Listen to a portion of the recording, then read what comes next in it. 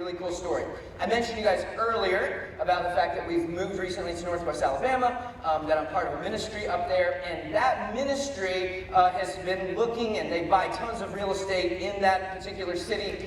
They're expanding quickly. They have a school of ministry that's growing. They actually just announced it's turning into a 4-year university, accredited university. So the town is growing. It's a very, very tiny town. It's very hard to find real estate. They're always looking for deals, okay? The owner, about, I don't know, a year or so ago, was, or the head of the ministry, was walking his dog, okay, around this industrial park. And this, you gotta understand, this guy probably owns the value of his real estate in that town is probably more than this ministry, more than anybody else living in the entire town.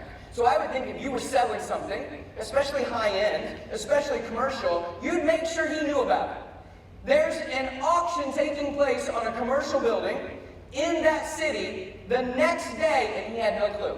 The only reason he knew about it is because he's walking his dog by the industrial park and saw a sign that said, "Absolute auction, coming up tomorrow at, I think, 9 a.m., okay? He's like, oh my goodness, what are they selling down there, right? So what they were selling was a 43,000 square foot office building with 20 acres, all the chairs, all the cubicle stuff, a $300,000 generator that they had put in it to make sure they never ran out of power. It was a call center, a massive call center for, I don't know, a cable company or somebody like that. And when COVID happened, they sent everybody home, locked the place down.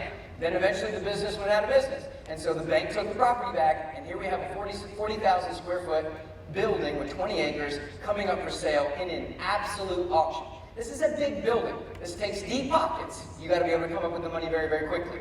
He shows up at the auction. There's probably, I think, 5 or 6 people there. That's it, okay? It's going to be an absolute auction. You guys know about 43,000. Anybody have any idea about what commercial real estate costs to build now per square foot? Any idea? Per square foot?